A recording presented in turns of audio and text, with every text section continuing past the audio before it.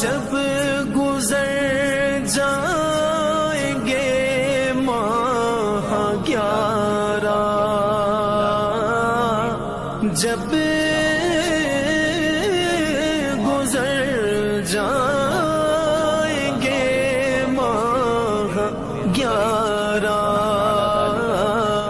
تیری آمد کا پھر شور ہوگا، پر کیا بھروسہ میری زندگی کا۔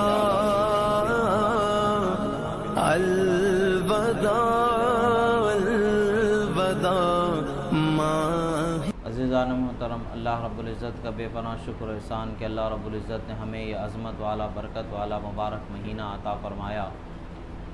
پروردگار تیرے حبیب پاک صاحب الاولاق صلی اللہ تعالی علیہ وسلم کے صدقے و طفیل ہمارے اس مہینے کی عبادتوں کو قبول فرما۔ اللہ تعالیٰ نے بے پناہ قبولیت کا مقام ہمیں عطا فرمایا، رحمتوں کا، برکتوں کا مقام اللہ تعالیٰ نے عطا فرمایا۔ یہ مہینہ ایسی عظمت والا مہینہ ہے کہ جس کی عظمت کو ہم زندگی بھر بھی اگر بیان کرتے رہیں تو اس کا حق بیان کرنا ادا نہ ہو۔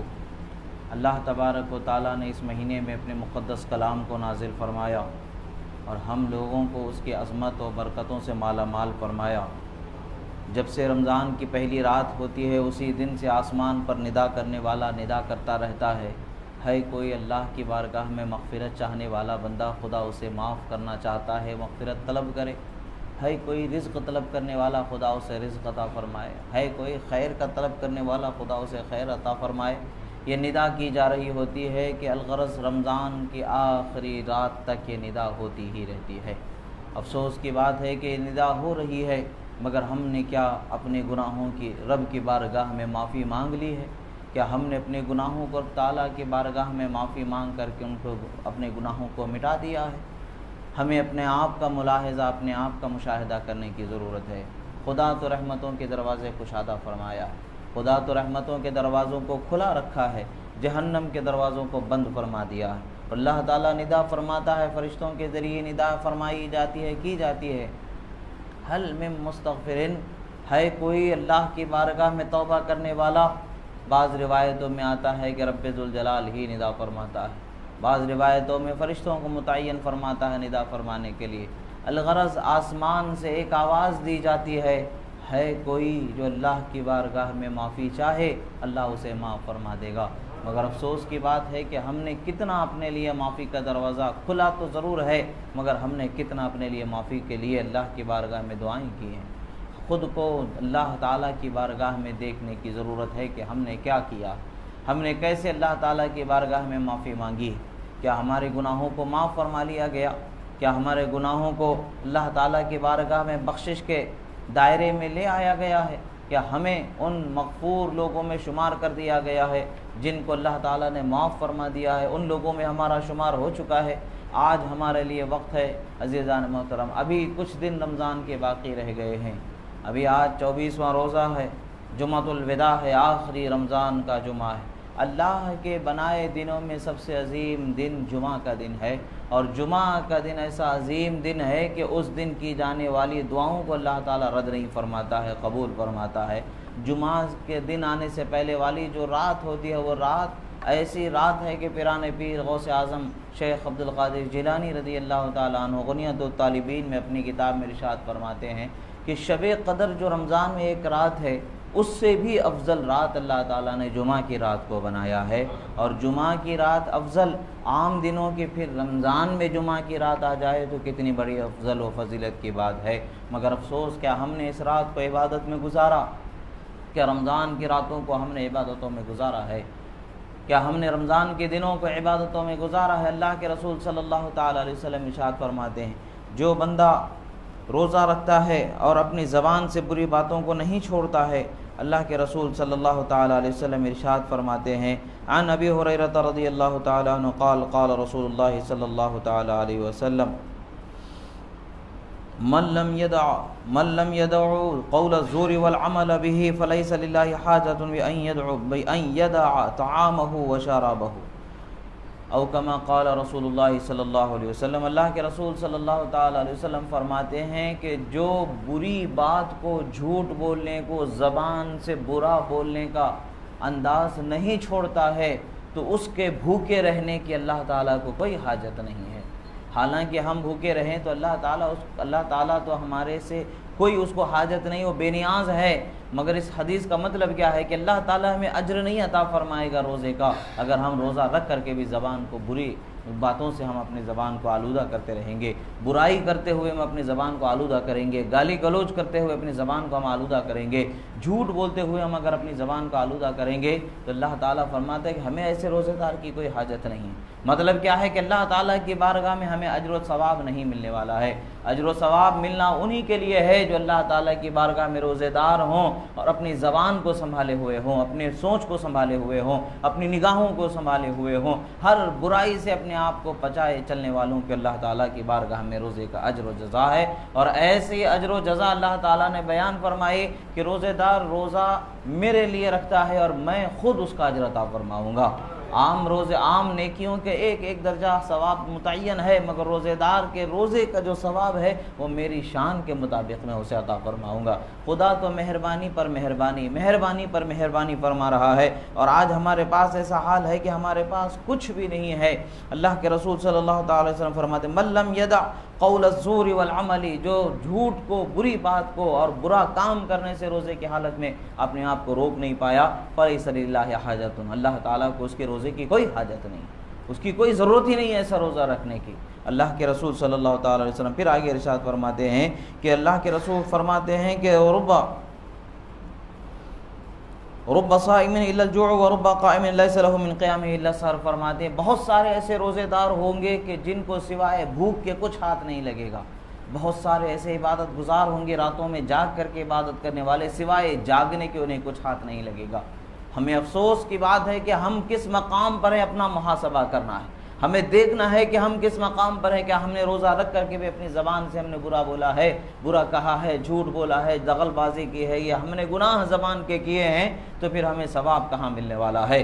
اسی طریقے سے ہم نے راتوں میں جاگ کر کے عبادتیں کی ہیں، مگر اس میں ریاکاری کو ہم نے لا لیا ہے اور برے عمل کو اپنی زبان و فکر میں ہم نے بسا لیا ہے، اپنی زبان کو ہم نے بری بات سے، برے کام سے، برے بولنے سے روکا نہیں ہے، تو ہمارا وہ جاگنا، ہماری وہ عبادتیں بیکار ہو جاتی ہیں۔ مگر پھر بھی اللہ کریم ہے، اللہ مہربان ہے، کریم ہے۔ اللہ کے رسول صلی اللہ تعالی علیہ وسلم ارشاد فرماتے ہیں روزے دار کے روزے کی حالت میں جو چھوٹے موٹے گناہ، چھوٹی موٹی غلطیاں جو اس سے ہو جاتی ہیں، بولنے میں، اٹھنے میں، بیٹھنے میں، چلنے میں، پھرنے میں جو گناہ اس سے ہو جاتے ہیں، وہ گناہ کے سبب روزہ اس کا مقبول ہونے کے مقام سے معلق ہوتا ہے۔ مقام اجابت کے درمیان اس بندے اور مقام اجابت کے درمیان معلق ہوتا ہے، یعنی قبول نہیں ہوتا ہے۔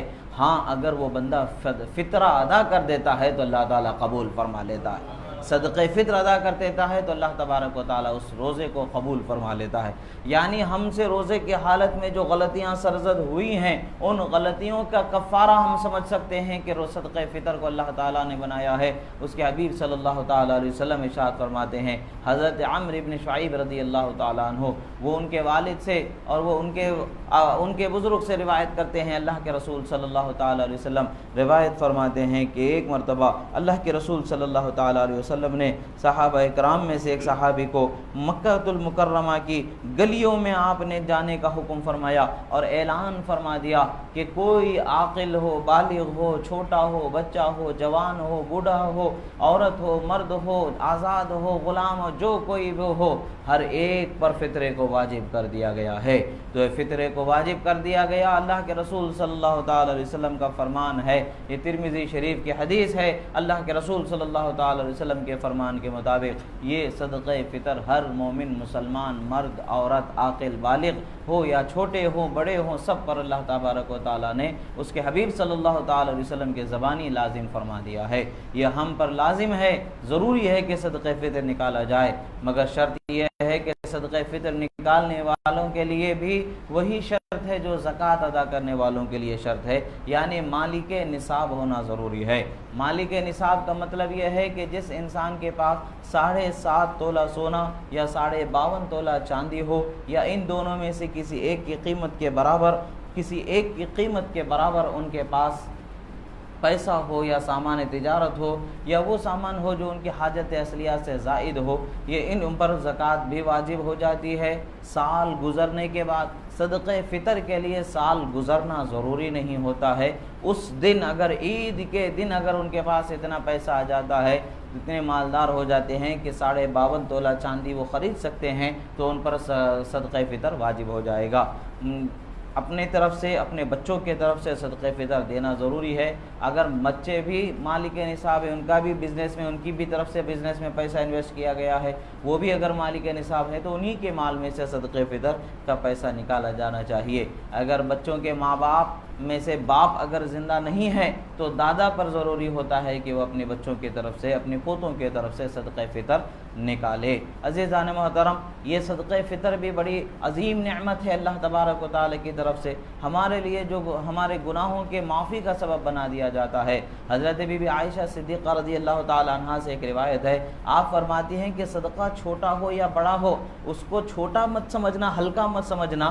آج اس کا ایک دانہ تمہارا صدقہ کرنا کل کا تمہارے لیے پہاڑ اللہ تبارک و تعالی اجر و ثواب کا بنا دیتا ہے۔ ایک دانہ آج کا صدقہ کرنا کل کا ہمارے لیے پہاڑ بنا دیا جاتا ہے۔ تو آج صدقے کے لیے رمضان کے مہینے میں بالخصوص اپنے ہاتھ کو نہ روکیں، بلکہ اللہ تعالیٰ کی رحمت پر بھروسہ کرتے ہوئے اپنے جیب پر نظر نہ کریں بلکہ اپنے ہاتھوں پر نظر نہ کریں، اللہ کی راہ میں اللہ کی رضا کے لیے، اس کے حبیب کی رضا کے لیے جتنا ممکن ہو سکے اتنا آپ وہ صدقہ فطر، صدقہ خیرات کرتے رہیں، تاکہ اللہ تبارک و تعالیٰ کی بارگاہ سے ہمیں بھی رحمتوں و برکتوں کا حصہ ملے۔ ہم بھی تو عمل میں برے ہیں، ہم بھی تو عمل میں گندے ہیں، ہم بھی تو ہر اعتبار سے گندے ہیں، مگر ہمارے چھوٹے عمل کو اللہ تعالیٰ قبول فرما کر کے ہمیں اتنا اجر و ثواب عطا فرماتا ہے کہ جس کے ہم صحیح معنوں میں حقدار نہیں ہیں، اللہ اپنی رحمت سے ہمیں عطا فرماتا ہے۔ ایسے ہی ہماری نظروں کے سامنے کچھ غریب آتے ہیں، ہماری نظروں میں، ہمارے ذہن میں خیال آتا ہے کہ بھئی یہ کام کر سکتے ہیں، یہ ایسے ہیں ویسے ہیں، ان کا حال اللہ کو معلوم، اللہ کے حوالے،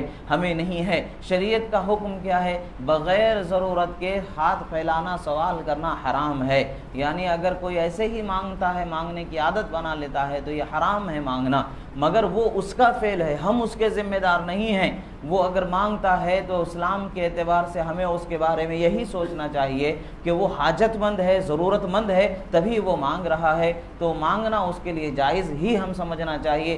اگر وہ جائز نہ ہو کر کے بھی مانگ رہا ہے، وہ حاجت مند نہ ہو کر کے بھی مانگ رہا ہے، تو وہ اس کے عمل کا وہ خود ذمہ دار ہوگا، وہ اللہ کے پاس جواب دہ ہوگا، ہم اس کے جواب دہ نہیں ہوں گے۔ ہمیں بس اتنا ہے کہ کوئی سائل سوال کر رہا ہے تو وَأَمَّا السَّائِلَ فَلَا تَنْهَرْ، اللہ نے فرمایا مانگنے والے کو جھڑکی دے کر کے نہ بھیجاؤ، بلکہ اپنی طاقت بھر جتنا آپ دے سکتے ہیں اتنا دے دینا ہے، ثواب تو اللہ دینے والا ہے۔ ہم بھی وہ حقدار نہیں ہیں اللہ کی رحمت کے، ہم بھی حقدار نہیں ہیں اللہ کی بارگاہ سے اجر و ثواب ملنے کے، مگر ہمارے بھی ساتھ تو یہی ہوتا ہے، اللہ تعالیٰ ہماری چھوٹی چیز کو دیکھتا ہے، حقدار نہ ہو کر کے بھی ہمیں اللہ تبارک و تعالیٰ اس کی رحمت کا حصہ عطا فرما دیتا ہے، بخشش کا حصہ عطا فرما دیتا ہے، مہربانیوں کا حصہ عطا فرما دیتا ہے۔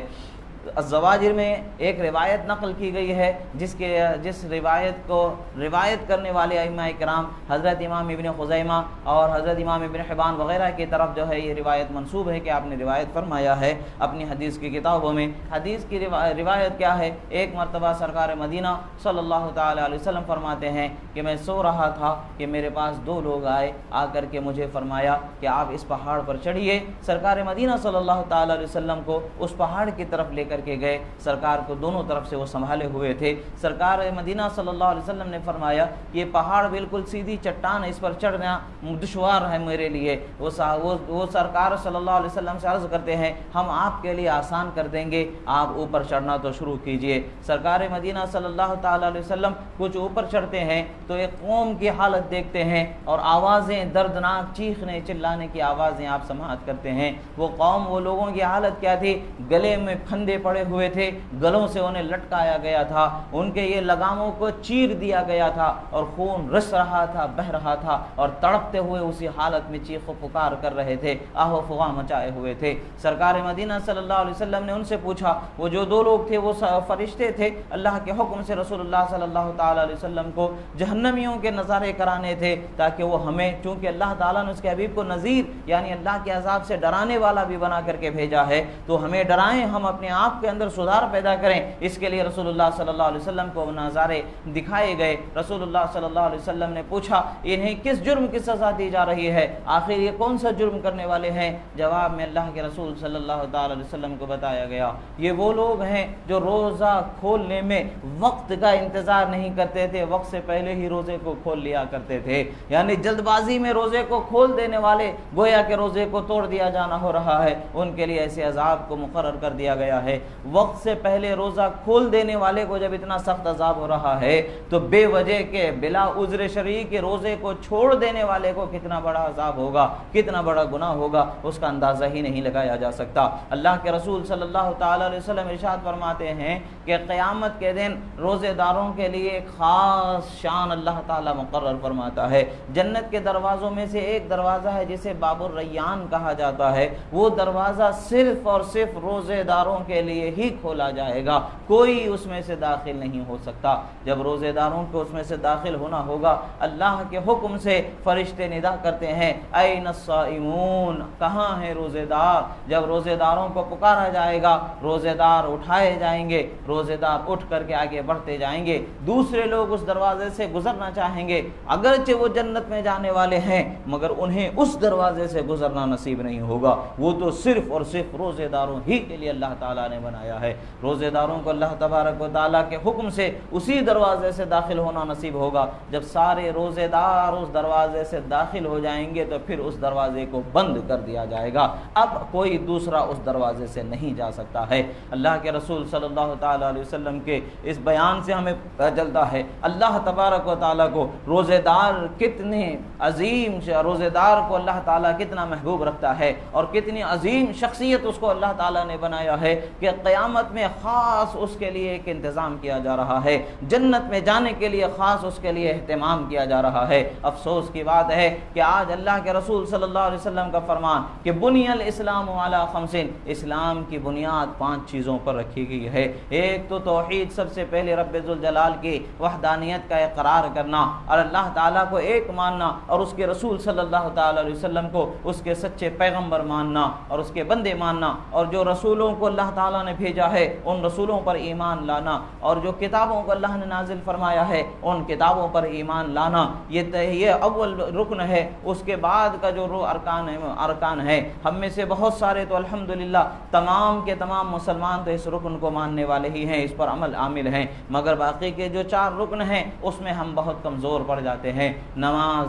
روزہ، زکوٰۃ، حج، یہ 4 چیزیں ہیں جو ہم بہت کمزور پڑ رہے ہیں۔ نمازوں کے اہتمام میں ہم سے غفلت ہوتی چلی جا رہی ہے، روزے کے اہتمام میں ہم سے غفلت ہوتی چلی جا رہی ہے، زکوٰۃ کی ادائیگی میں زکوٰۃ کی ادا کرنے میں ہم سے غفلت ہوتی چلی جا رہی ہے، اور اللہ تعالیٰ مالدار بنا دیا جاتا ہے۔ بہت سارے وہ لوگ ہیں جن کے پاس مال ہے، دولت ہے، وہ حج کو جانے کی طاقت رکھتے ہیں، مگر افسوس صد افسوس کہ وہ اپنے مال کے بچانے میں لگے ہوئے ہیں، حج کو جانے کی ہمت نہیں کر پا رہے ہیں۔ عزیزو، یاد رکھیں کہ وہ عظیم مبارک شہر مکہ المکرمہ اور مدینہ النبی کی زیارت ہم نے نہیں کی تو پھر ہمارے آنکھیں کس فائدے کی ہے؟ ہمارے آنکھوں کا کیا فائدہ ہمیں ہے؟ ہمیں تو زیارت خدا نصیب فرما دے تو ہماری دنیا میں بھی معراج ہے، آخرت میں بھی معراج ہے۔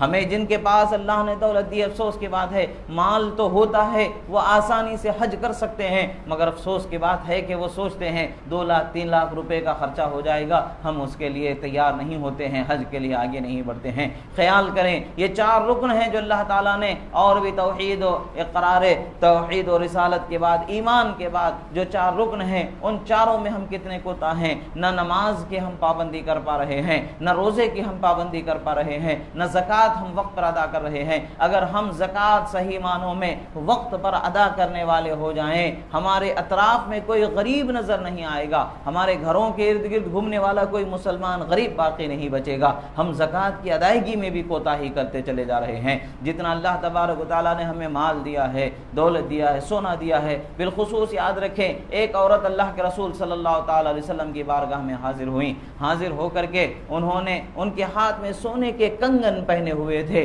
وہ رسول اللہ صلی اللہ تعالی علیہ وسلم نے ان سے پوچھا کیا تم اس کی زکوٰۃ ادا کرتی ہو؟ اگر زکوٰۃ نہیں ادا کرتی ہو تو جان لو کہ قیامت میں آگ کے کنگن بنا کر کے اللہ تعالیٰ تمہیں پہنائے گا۔ یہ اللہ کے رسول صلی اللہ تعالی علیہ وسلم نے ڈرایا ہے۔ عورتیں چونکہ زیور کی وہ خود مالک ہوتی ہیں تو ان کا بھی خیال رکھنا چاہیے کہ وہ خود ہی اپنے مال سے زکوٰۃ نکالنا ان پر فرض ہے۔ اگر ان کی طرف سے ان کے شوہر اگر دے رہے ہیں تو ان کی اجازت سے ان کی طرف سے شوہر دینا درست ہے، جائز ہے، ادا ہو جائے گا وہ اگر اجازت دیتی ہیں شوہر کو اپنے مال سے زکوٰۃ ادا کرنے کی ان کی طرف سے، ورنہ تو شوہر پر عورت کے مال کے زکوٰۃ ادا کرنا فرض نہیں ہے۔ عورت کے سونا جو مال ہے اس کے مال کی زکوٰۃ اسی کو ادا کرنا ہے، یا تو سونا اس میں سے نکال کر کے بیچ کر کے دے، یا پھر سونے ہی میں سے کچھ سونا نکال کر کے جو مقدار ہوتی ہے وہ دے، بہرحال زکوٰۃ دے۔ اگر نہیں دیتے ہیں تو اللہ کی بارگاہ میں جواب دہ ہوں گے، اللہ کی بارگاہ میں سخت عذاب کا سامنا ہوگا۔ ہم افسوس، ہمیں آج حال ایسا ہے کہ ہم اللہ کے عبادتوں سے اتنے غافل ہیں کہ ہمیں اللہ تبارک و تعالیٰ تو رحمت کا مہینہ عطا فرمایا ہے، مگر ہم اس رحمت کے مہینے میں ہم 10 منٹ کے لیے اپنا محاسبہ کریں، پہلی تاریخ سے لے کر کے آج کی تاریخ تک کہ ہم نے کیا کیا عمل کر لیا ہے، کیا کیا ہم نے اللہ کی نافرمانیاں کیا ہیں۔ ہم نے کم سے کم اپنی نیکیوں کو شمار کر لیں تو ہمیں پتہ چل جائے گا ہم نے کتنے کم نیکیاں کی ہیں،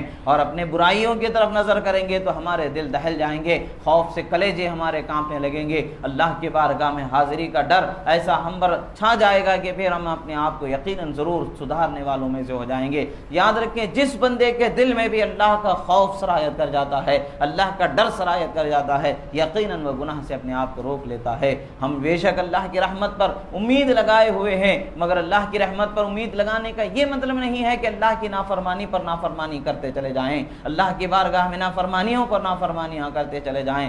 آج ہم صبح سے شام تک کے یہ 45 ڈگری 50 ڈگری 55 ڈگری جتنی بھی گرمی ہے، اس گرمی سے ہم پریشان ہو رہے ہیں، جبکہ سورج ہم سے ہزاروں میل کی دوری پر مسافت پر ہے، اور قیامت کے دن حال کیا ہوگا؟ سوا نیزے پر کچھ فٹ کی بلندی پر ہی سورج ہوگا، اور اس وقت پر سورج کا حال کیا ہوگا؟ آج دنیا کی طرف سورج کی پیٹھ ہے، مگر قیامت کے دن سورج کا منہ دنیا کی طرف ہوگا، تو وہ گرمی کا اندازہ ہم کیا لگا سکتے ہیں، ہم کیا سمجھ سکتے ہیں؟ 50,000 سال کا ایک دن حشر کا دن ہوگا، وہ 50,000 سال کے دن کی گرمی کا ہم کیسے برداشت کریں گے؟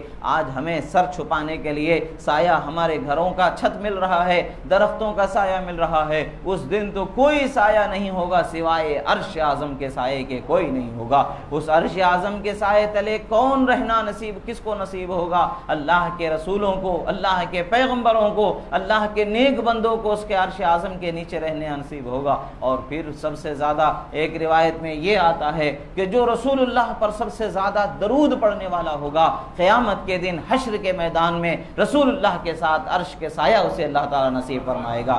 آج ہمیں یہ ساری چیزیں معلوم ہیں، معلوم ہونے کے باوجود ہم عمل کتنا کر رہے ہیں؟ ہم اپنے آپ کو آج نہ سدھاریں تو پھر کب سدھاریں؟ آج آخر رمضان کا آخری جمعہ ہمارے سر پر سلامت ہے، جمعہ گزرنے والا ہے، اور 24 روزے گزر رہے ہیں، اور 6 روزے باقی بچے ہیں۔ یہ 6 روزے بھی ایسے گنتے انگلیوں پر گزر جائیں گے۔ یہ مغفرت کا بھی عشرہ گزر گیا، رحمت کا بھی عشرہ گزر گیا، اب جو عشرہ ہے جہنم سے آزادی والا عشرہ ہے۔ آج بھی ہمیں وقت ہے اللہ کی بارگاہ میں اپنے کیے ہوئے عمل پر نادم ہو کر کے سچے دل سے توبہ کرنے کا وقت آج بھی اللہ نے ہمیں دیا ہے۔ اگر آج بھی ہم توبہ نہ کر پائیں، اگر آج بھی ہم اللہ کی بارگاہ میں اپنی اصلاح نہ کر پائیں، اپنے آپ کو اللہ کی بارگاہ میں پیش نہ کر پائیں، تو پھر ہمارا وجود کس فائدے کا ہے؟ ہماری زندگی کس کام کی ہے؟ ہمارا جینا کس کام کا ہے؟ ہمارا دنیا میں چلنا پھرنا کس کام کا ہے؟ ہم جس زمین پر چلتے ہیں یہ اسی رب ذوالجلال کی بنائی زمین ہے، ہم جس ہوا کو سانس کے طور پر استعمال کرتے ہیں اسی رب ذوالجلال کی بنائی ہوئی ہے،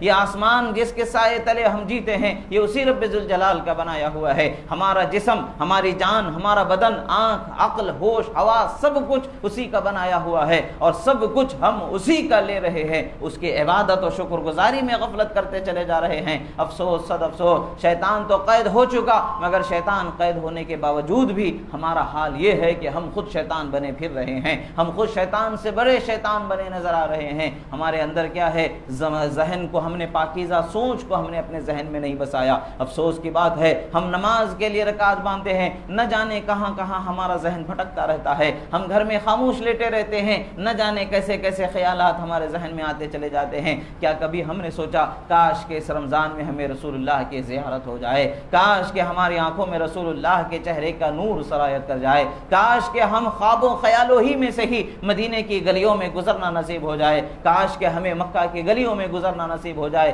کاش کہ اللہ کے نیک بندوں کی زیارت نصیب ہو جائے۔ نہ ہم نے کبھی اس کو سوچا، نہ ہم نے کبھی اس کا خیال کیا، کہاں ہمیں یہ نعمتیں ملنے والی ہے۔ افسوس کی بات ہے رمضان گزر چکا ہے، رمضان گزر رہا ہے، اتنے 24 دن ہو گئے، کیا ہمارے لیے ایک مومن کے لیے اس کے لیے معراج نہیں کہ ایک مرتبہ صحیح رسول اللہ کی زیارت ہو جائے؟ اللہ اکبر، اپنے بزرگوں کی زیارت ہمیں نہیں میسر آ رہی ہے، اللہ کے رسول کی زیارت ہمیں میسر نہیں آ رہی ہے۔ وجہ کیا ہے؟ بات کیا ہے؟ ہم نے اپنے گناہوں کو اپنی نگاہوں میں بسا لیا ہے۔ حضرت امام شافعی رضی اللہ تعالیٰ عنہ کا ایک واقعہ ہے۔ حضرت امام شافعی رضی اللہ تعالیٰ عنہ اپنے استاد حضرت وکیع کے بارگاہ میں جا کر کے اپنے بھول جانے کے مرض کی شکایت کرتے ہیں۔ حضرت امام شافعی کی شان ایسی عظیم شان ہے، جب وہ امام مالک رضی اللہ تعالیٰ عنہ کی بارگاہ میں آپ کی حدیث کی کتاب موطا امام مالک کو پڑھنے کے لیے حاضر ہوئے تھے، سب پڑھنے والے شاگرد قلم اور دوات لے کر کے بیٹھے ہوا کرتے تھے،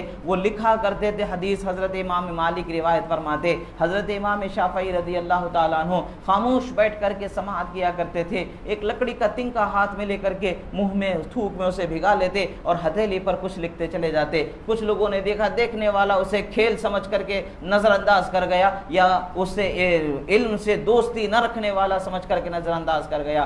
آخر ایک دن ان کے جو ساتھی تھے سب حیران ہو کر کے پوچھتے ہیں، اے شافعی کیا بات ہے، تم کیوں جب پڑھنا نہیں چاہتے ہو، جب تمہیں پڑھنے کا شوق نہیں ہے تو یہاں پھر کیوں وقت کو ضائع کر رہے ہو؟ کسی اور جگہ چلے جاؤ، کیوں وقت کو ضائع کر رہے ہو؟ دیکھتے نہیں ہو کہ ہم سب قلم دوات کاغذ لیے بیٹھے ہوتے ہیں اور تم ہاتھ سے لکڑی کی تیلی سے کھیلتے چلے جاتے ہو، ایک لکڑی کے ٹکڑے سے کھیلتے چلے جاتے ہو، ہتھیلی پر کھروچتے چلے جاتے ہو، حالانکہ علم سے غفلت کا یہ دلیل ہوتی ہے، تم ایسا کیوں کرتے ہو؟ حضرت امام شافعی مسکراتے ہیں، فرماتے ہیں، اچھا جس تاریخ سے میں درس میں شامل ہوا اس تاریخ سے لے کر کے آج تک آپ نے حضرت امام مالک سے جتنی حدیثوں کو سنا ہے اور اس کو نقل کیا ہے، سب اپنے دفتر لے کر کے میرے سامنے آ جائیں، اب میں حدیثیں پڑھ کر کے سنانا شروع کرتا ہوں، تم لوگ اس میں اس کو دیکھتے چلے جانا۔ حضرت امام شافعی شروع کرتے ہیں تو 1800 حدیثیں اس حدیث کے کتاب کے اندر ہے، تو 1800 حدیثیں آپ سناتے چلے جاتے ہیں، ایک جگہ بھی آپ بھولتے نہیں ہیں، اٹکتے نہیں ہیں۔ جنہوں نے لکھ لیا تھا، لکھنے میں ان سے غلطیاں ہوئی تھی، انہوں نے لکھنے کی غلطیوں کو سدھارنا شروع کر لیا، اور امام شافعی پوری حدیثوں کو زبانی بیان فرما دیتے ہیں۔ ایسا ان کا حافظہ ہونے کے باوجود حضرت وکیع رضی اللہ تعالیٰ عنہ جو آپ کے استاد تھے، ان سے پوچھتے ہیں، عرض کرتے ہیں، شکوت الی وکیع سوء حفظی فارشدنی الی ترک المعاصی، کہ میں نے حضرت وکیع کی بارگاہ میں بھول جانے کا شکایت میں کیا تو انہوں نے کہا کہ گناہوں کو چھوڑ دو، انہوں نے مجھے تلقین فرمائی اور فرمایا فإن العلم نور، اور فرماتے ہیں کہ سنو علم نور ہے اللہ تعالیٰ کا، گناہ گار دل میں سرایت نہیں کر سکتا ہے۔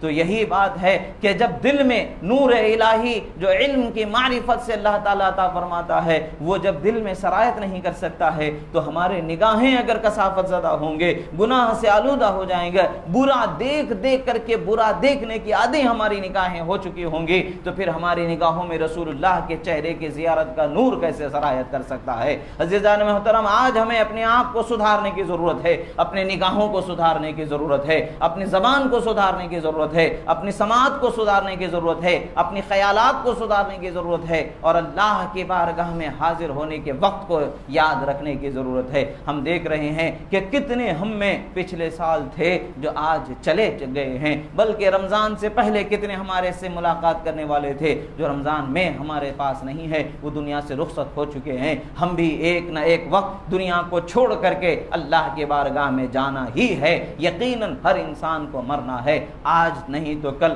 کل نہیں تو پرسوں، کچھ دیر سویر صحیح مگر مرنا تو ضرور ہے۔ ہم نے کیا تیاری کی ہے اپنے موت کی، موت کے بعد کی ہم نے کیا تیاری کر لی ہے؟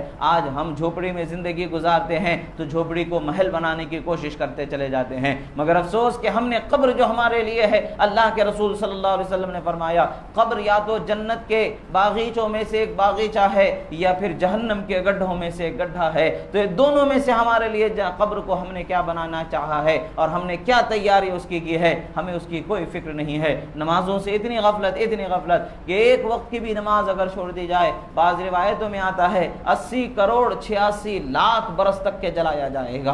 और अल्लाह अकबर, एक दिन कैसा होगा, अगर 50,000 साल के एतबार से एक दिन शुमार कर लिया जाए तो ज़िंदगी को हम तसव्वुर ही नहीं कर सकते कि कितना हमें अजाब भुगतना पड़ेगा।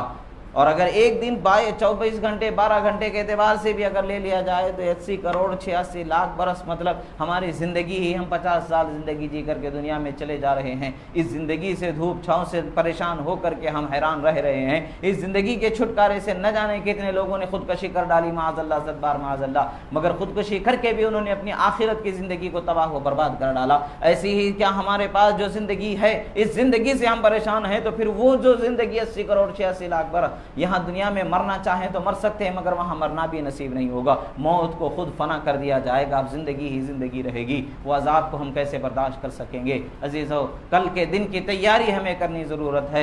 और आज का दिन जो अल्लाह ने हमें अता फरमाया है, आज रब की बारगाह में हमें खुले दिल से माफ़ी मांगने की ज़रूरत है। अल्लाह की बारगाह में सच्ची तौबा की ज़रूरत है। अगर अल्लाह हमारे तौबा को कबूल फरमा लेगा, यकीनन हमारी दुनिया भी कामयाब हो जाएगी, आखिरत भी कामयाब हो जाएगी। ये रमज़ान के दिन हैं, आखिरी कुछ दिन बाकी बचे हैं, इसकी कद्र करें। और अल्लाह के रसूल सल्लल्लाहु ताला अलैहि वसल्लम ने पहले ही फरमा दिया, जो रमज़ान की कद्र नहीं करता है उसके हक़ में आपने बद्दुआ फरमा दी है, वो हिलाक व बर्बाद हो जाएगा। अगर हम भी उसी हिलाक व बर्बाद होने वालों में शुमार कर दिए जाएँ माज़अल्लाह, तो फिर हमारा ठिकाना कहाँ होगा। ना दुनिया के होंगे, ना आखिरत के होंगे, ना इधर के रहेंगे, ना उधर के रहेंगे, कहीं हमारा ठिकाना ही नहीं बनेगा। अजीज़ों, दुनिया तो बर्बाद होती है, हो जाए, हमें दुनिया से क्या गरज है। आखिरत अगर कामयाब हो जाए तो हमारा बेड़ा पार हो जाएगा। अल्लाह तबारक व तआला से दुआ है, जो कहा गया सुना गया।